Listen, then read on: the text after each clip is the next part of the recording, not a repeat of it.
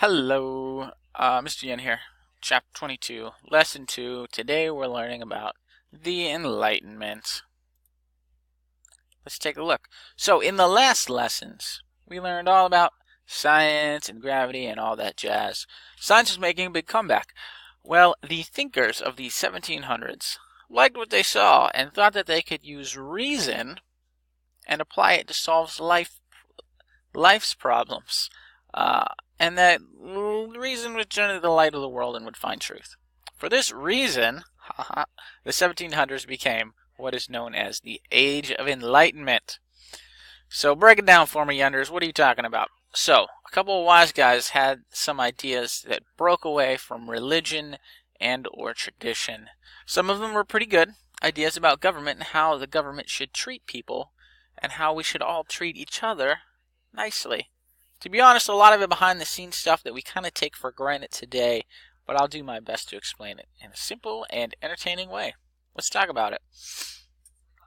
So, during the Enlightenment, there was a lot of thinking about government and reforms. We're going to throw around a word a lot in this lesson called natural law, which are laws that can be applied to everyone and can be easily understood using reason. Think of natural law as basic human conduct. Basically, there are things people naturally know, not to do or to do, even if they're not written down. Like, everyone kind of knows that you don't take other people's stuff. You don't steal. You don't just kill other people. We wouldn't necessarily need a law for this. And treat strangers with respect and humanity and things like that. So that's a natural law. Things you kind of inherently know how to do. And, treat each other. All right, let's, with that knowledge, go talk about Hobbes and Locke. So, not Calvin and Hobbes, Thomas Hobbes and John Locke. They're very different English thinkers that had very different ideas about government. Thomas Hobbes was alive in a time when there was an epic struggle for power between King Charles of England and his Parliament.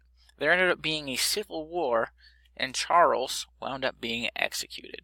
The whole series of events shaped Hobbes' philosophy.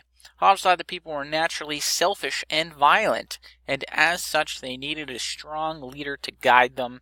So he was a strong supporter of the monarchy, a strong monarchy at that.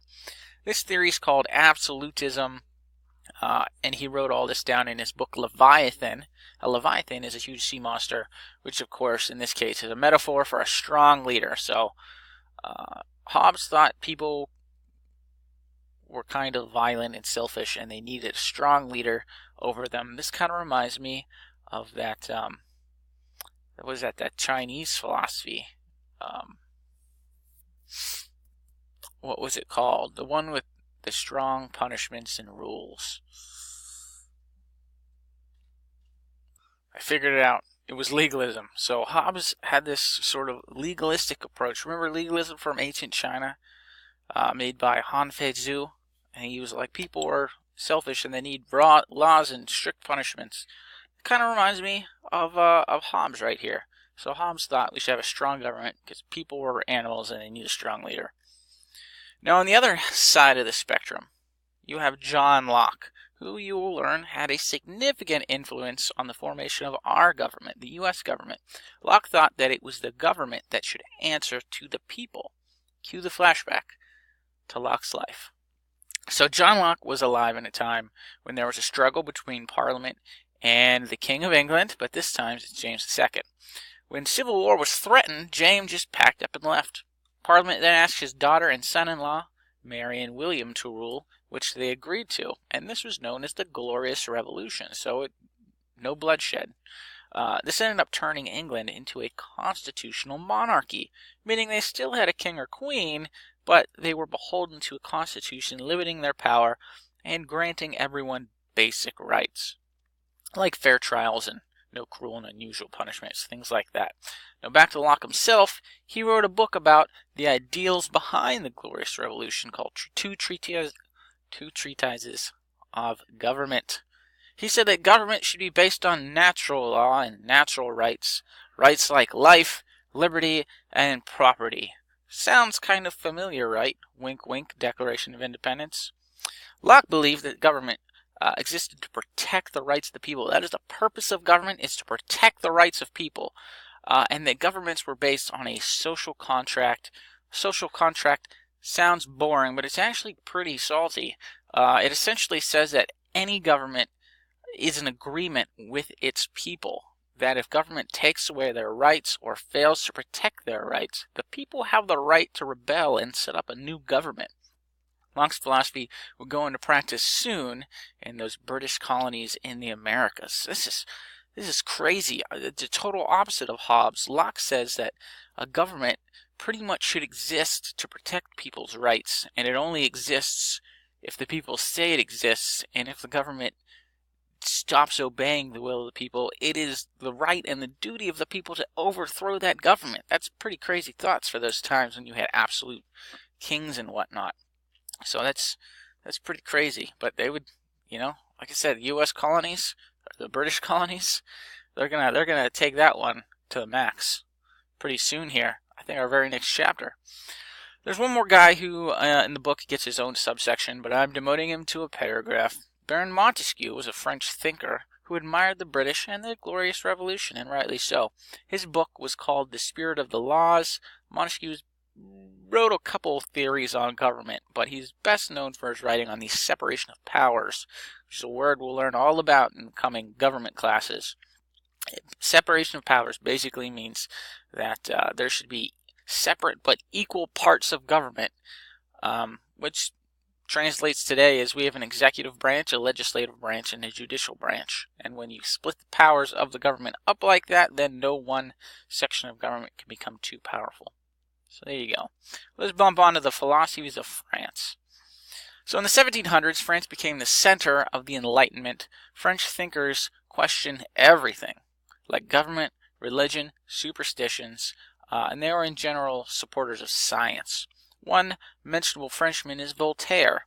It's just Voltaire, like share is share. Voltaire is just Voltaire, but too much rhyming, but I don't care. Put your hands up in the air. MC Yund is in the house.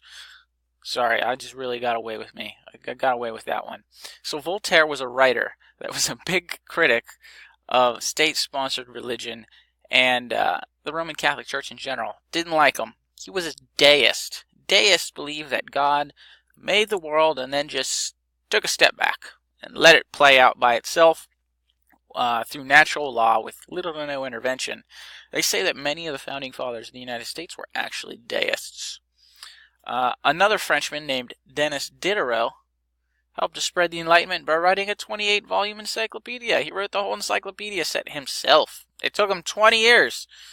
It's just like the Google of its time. He created the Google of his time by himself. Handwritten. Yep.